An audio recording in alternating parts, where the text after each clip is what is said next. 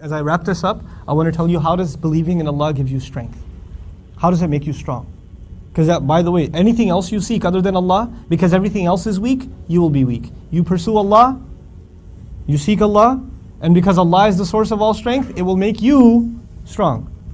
It'll make you strong. So I'll start with an example of a young woman.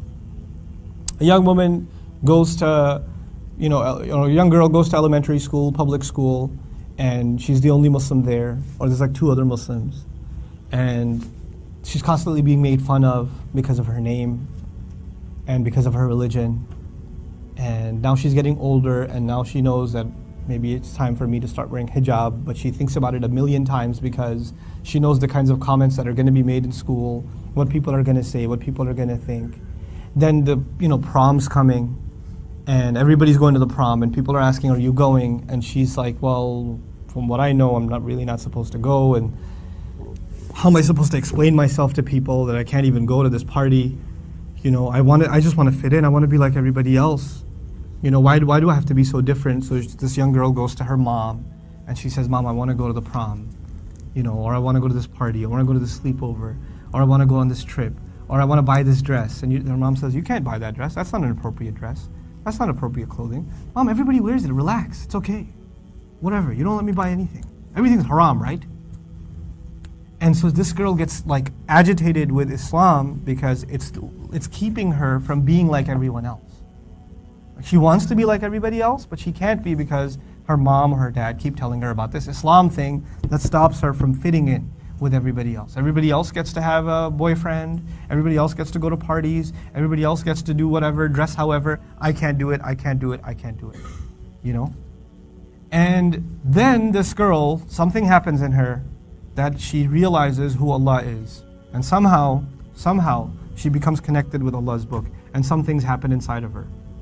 One of the things that happens inside of her is she realizes she's been looking for acceptance in the wrong place. She's been looking to be accepted by the people around her. She's been looking to fit in with everybody else. But all of that was fake. None of that was real. Those people don't care about her. They barely care about themselves. They don't care. They're all living the fake life. Like every one of them is only doing it because the other one's doing it, and the other one's doing it because the other one's doing it, and nobody really knows why they're doing anything. They're all just sheep. And she woke up to this reality and realized the only one I really have to make happy is the one who put me on this earth. She came to this conclusion not through her parents, just on her own. Allah just gifted her with this realization. And the more she reads Qur'an, the more empowered she feels. So she puts the hijab on. And she goes to school. Only hijabi girl in school. She hears all kinds of horrible comments. Somebody even yanks it from behind and laughs. Oh, I didn't do it, I didn't do it. They laugh. And as she goes through all of this harassment, and on the inside, she isn't sad. On the inside, she's not sad for herself. She's only sad for everyone else. It's like how pathetic these people are. They have no meaning in their life. And how sad, how far down the road of shaitan they've gone, that they see one little sign of Allah's obedience and they find that disturbing. You know when people find obedience to Allah disturbing? When shaitan has won inside of their hearts. Like how far down the road, how much they've submitted to the way of shaitan, that they find my presence and the presence of a little sign of Islam agitating to themselves. I feel sad for them. Look at those girls that are barely dressed. They're dressed, but they're naked anyway. Why are they doing that? Only so some boy can stare at them and they can feel like they're worth something. Thank Allah, He taught me I'm worth more than that. That I'm not just some body to show off. You know? Just some piece of flesh, like dogs at a dog show. That's not what I am. You know? I'm not a horse at a horse show. I'm not some thing on display. I'm a person. Thank Allah, Allah dignified me with that. And she just feels this overwhelming sense of empowerment. So she doesn't feel like she has to dress in tight clothes anymore. She doesn't feel compelled that she has to wear a shorter skirt anymore. She doesn't feel like wearing makeup anymore. She's not in need to impress anyone anymore. Because the one she needed to impress, He's working on it, that's Allah. And everybody else, she feels above it all. She rose above it all. And realized, man, everybody else is enslaved to this fake lifestyle where they're just trying to impress each other, and she just sees how pathetic and empty that is. And she could just rise above it. There's a sense of superiority, at least in her faith. Not she's a better person than other people, but she realizes what Allah has given her has put her in such a superior position to everyone else. Man, she's a source of inspiration. And there are girls in school that gravitate towards her because of her confidence, because of how she stands up for herself. And they talk to her about their problems. They don't talk to anybody else. Because they know this girl's got something that they just don't have. Some girls even accept Islam in high school because of that one girl. Because she stood up for her faith. Same thing happens with a guy. I actually knew a young man who was the only Muslim in his high school. He memorized Qur'an. And when he finished memorizing Qur'an, his parents were worried because he was of the age to go to high school, and there were no Islamic high schools in the area. So they were deciding to move to another state so they can send him to an Islamic school. And he said, no, I want to go to public school. And they said, why? You memorize Qur'an. Why do you want to go to public school? He said, because I memorize Qur'an, I want to go to public school. They need this.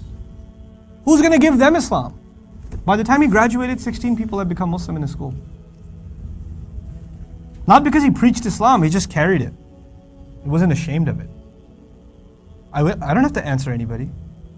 I don't have to explain myself. People have to explain themselves. Someone who's obeying Allah, someone who understands they have a purpose in life, they have to explain themselves to people, or people that have no purpose and no function and don't even know why they're doing what they're doing. They have no idea why they're doing what they're doing. You know, why do you have to go here? I just do. Why? I just do. Don't ask. Just do it. Really? They're not in a position to be able to answer questions, not you. It makes you powerful. It makes you powerful. It gives you the power to question things around you and to question that there's something wrong. I'm not going to just do it because everybody else is doing it.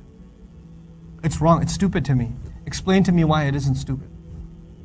Explain to me why other than a herd mentality I should do this. Because I was created more intelligent than a sheep. I'm not going to be part of a herd. I'm more intelligent than that. You know, sociologists who don't understand this concept, they ended up calling human beings, man is a social animal. You ever heard this phrase?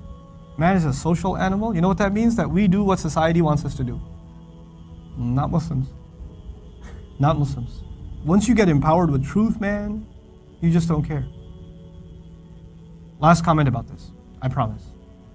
The most successful individuals in the world, even in the worldly sense, the most successful individuals that have pioneered inventions, that have launched businesses, that have become multi-billionaires, that have created solutions for the world, etc., you will notice something about them, something common.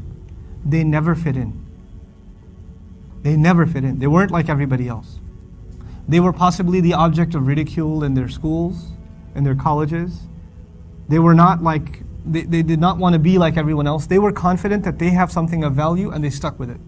And they did not have to justify their speech, their fashion sense, their clothing, their choice in education, their attitude towards learning, their attitude towards life. They didn't have to explain any of that to anybody because they knew it's right.